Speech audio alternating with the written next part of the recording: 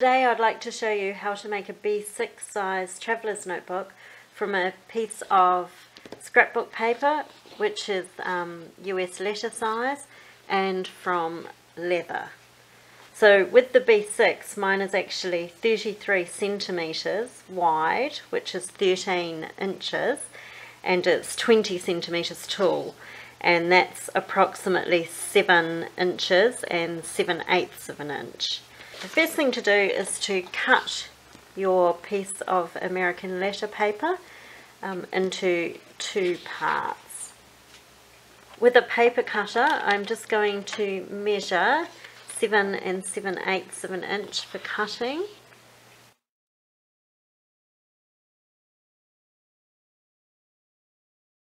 Now, a piece of American letter is 11 inches across, so I'm just going to cut it in half at 5.5 inches.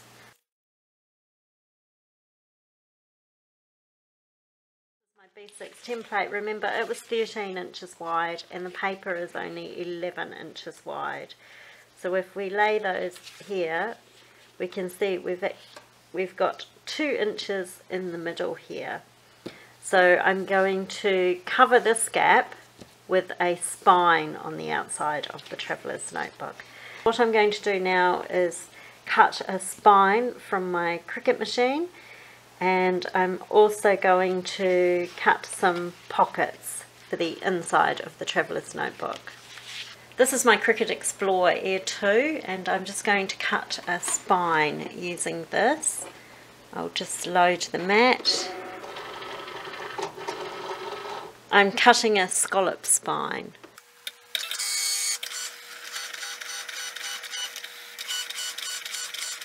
And we'll unload the mat.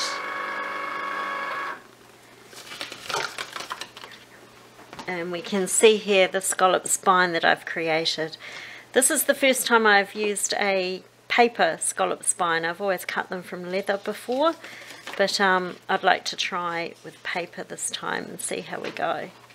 The next thing I'd like to do is just cut some pockets with my Cricut machine for inside the traveller's notebook.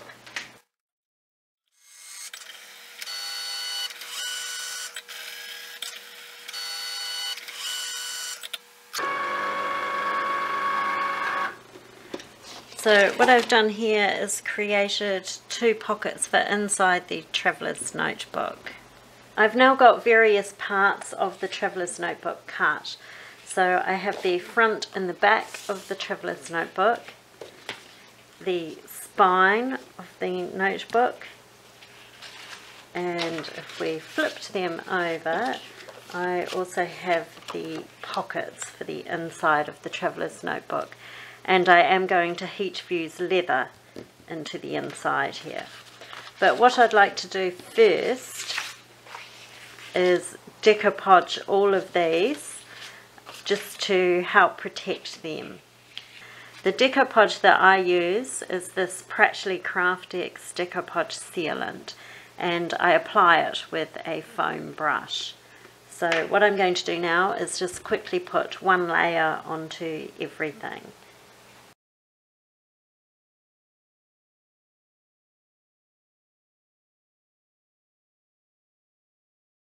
The first coat of decopodge is dry, so what I'm going to do now is just apply a second coat to everything.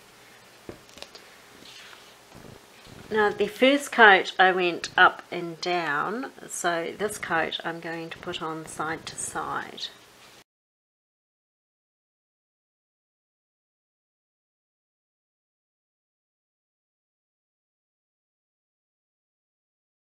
I've decided for the pockets of the traveller's notebook that I should decopodge the inside of the pocket just to help strengthen it.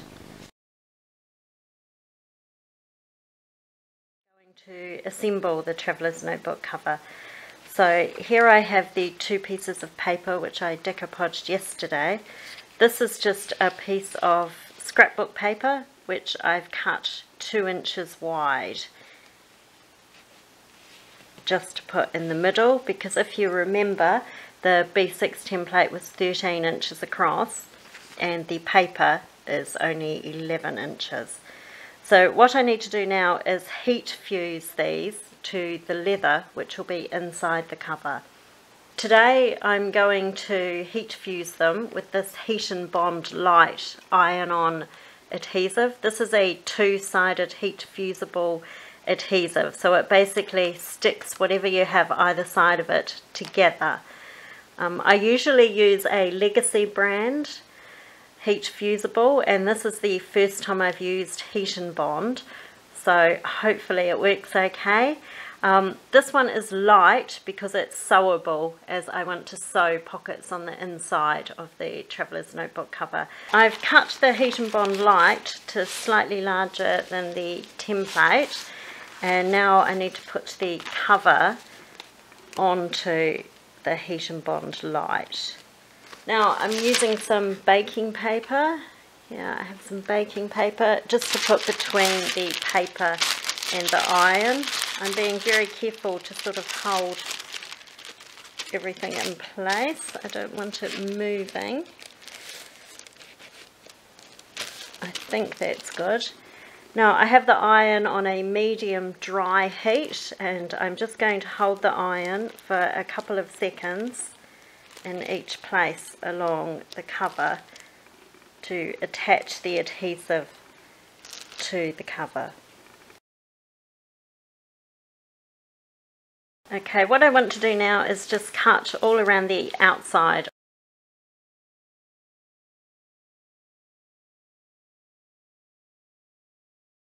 Now what I need to do is peel the paper backing off to apply the leather to the heat fusible.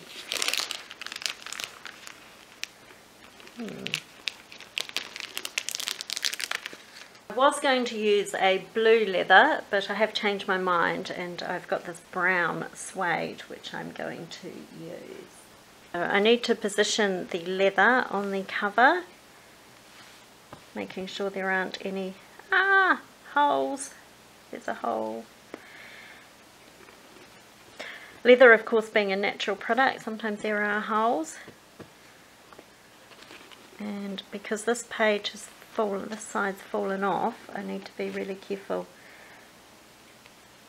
to line that up with the leather.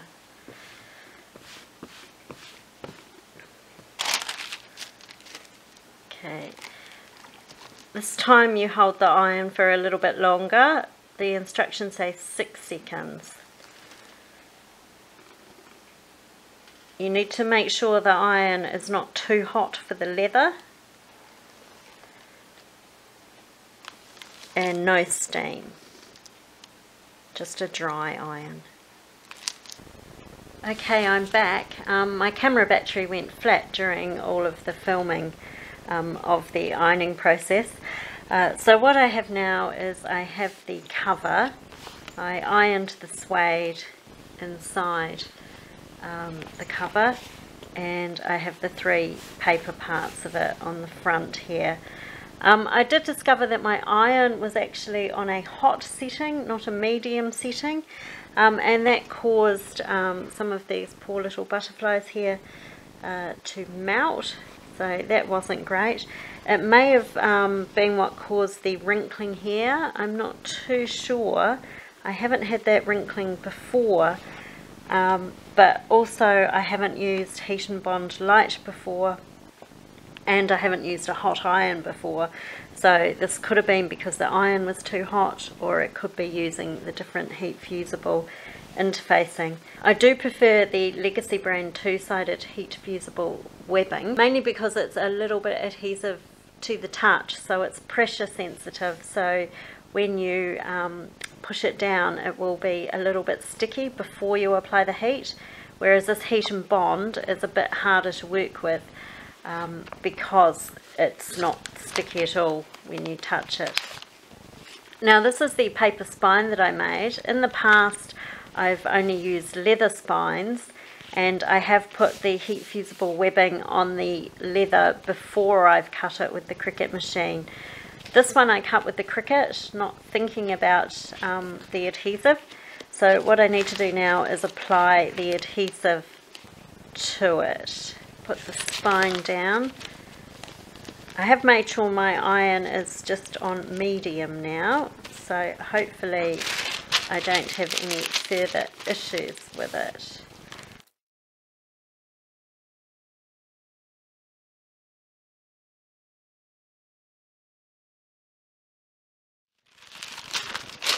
And this time I've learned my lesson not to iron on the foil side of the paper if it can be avoided.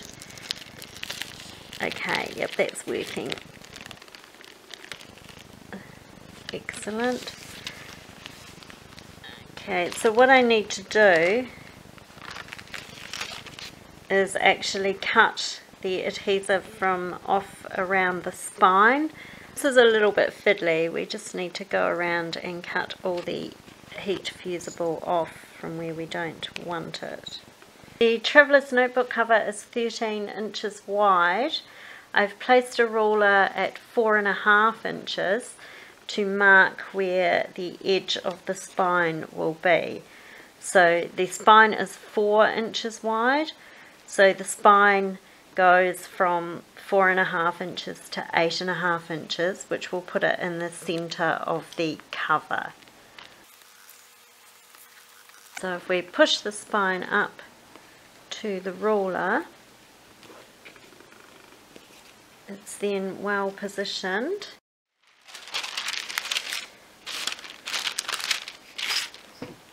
And apply heat.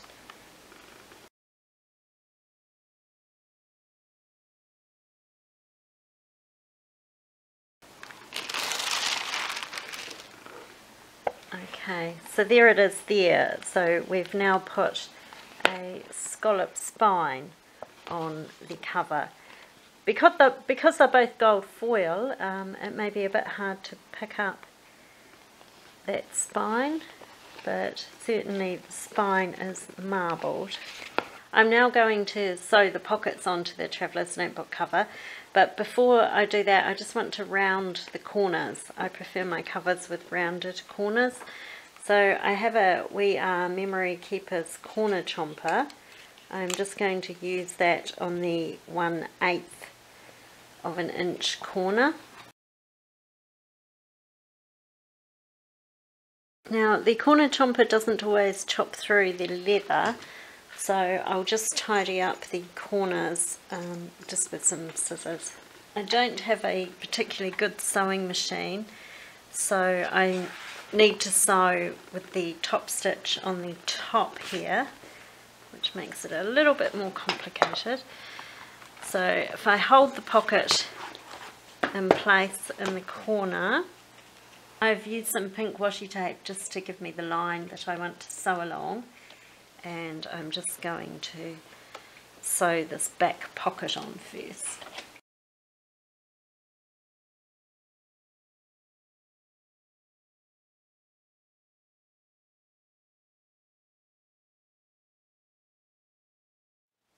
And we just need to pop this pocket in on this side, which is the front pocket.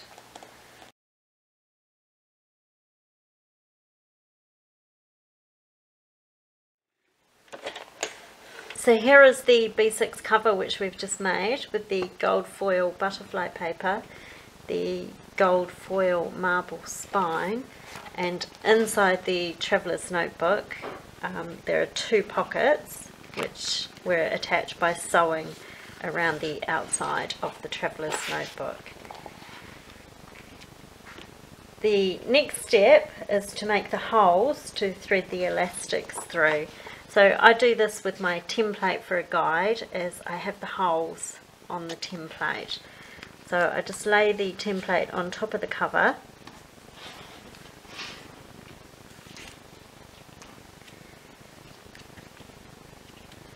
and use clips to attach it.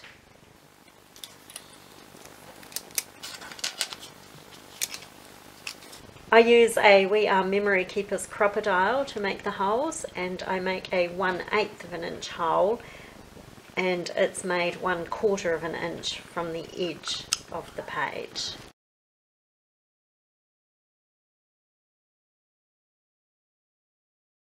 My crocodile doesn't reach the center of pages, So I use one of these leather hollow punch sets to make the hole in the centre. I use the 1/8 of an inch. To use the hollow punch to make a hole in the centre of the cover, you need to put a hard surface down. Then you just put the punch in the hole on your template, which is the very, very centre of the cover, and use a hammer to punch through.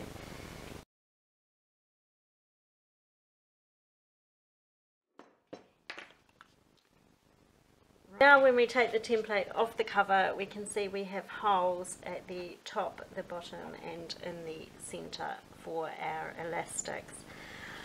I'm just going to thread an eyelet through the centre hole now.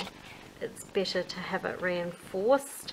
I prefer the other holes without eyelets, as I think they're more subtle that way and they don't seem to get as much wear and tear as the centre one. I've popped the eyelet in on this side, and then I have this eyelet attacher from a sewing supply store. Pop that on this side and just hammer that. I generally use a 2mm elastic in my traveller's notebooks, particularly one of a B6 size. So I've got this quite blingy gold here, which sort of goes with the blingy gold foil on the cover. To measure the amount of elastic that you need, if you measure the height 4.5 times, then that's approximately the amount of elastic that you'll need. So that's 4.5. I'm just going to heat the ends just with a lighter, just to seal the ends.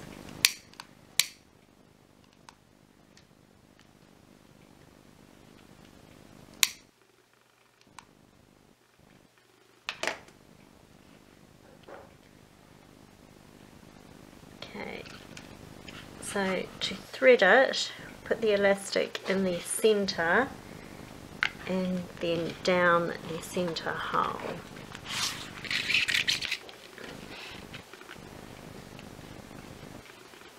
And then up the hole beside.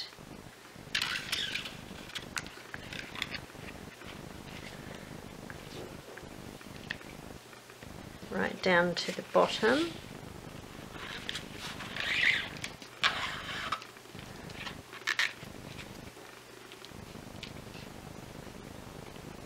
Then up the centre hole.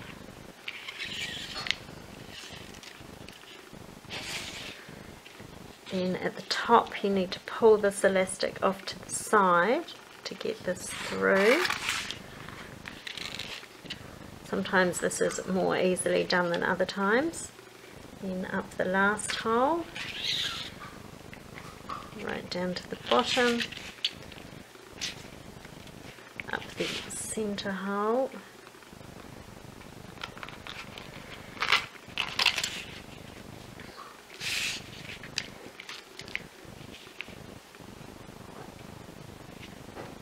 and then just put a knot in it.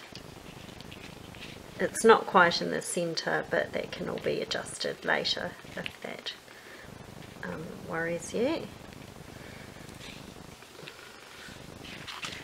So there we have 4 elastics. To do the centre elastic, I do about the complete width of the traveller's notebook and add about 1 inch to it. So I'm just going to heat the ends of this also with a lighter just to seal them.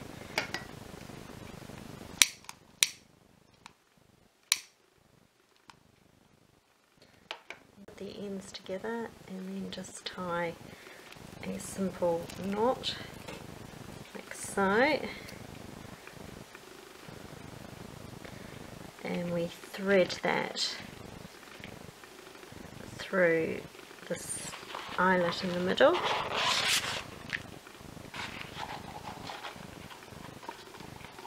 And then around the outside. And there we have the completed traveller's notebook in a B6 size, with all its elastics on, ready to go. So there's looking down, and here we have the inside with our pockets.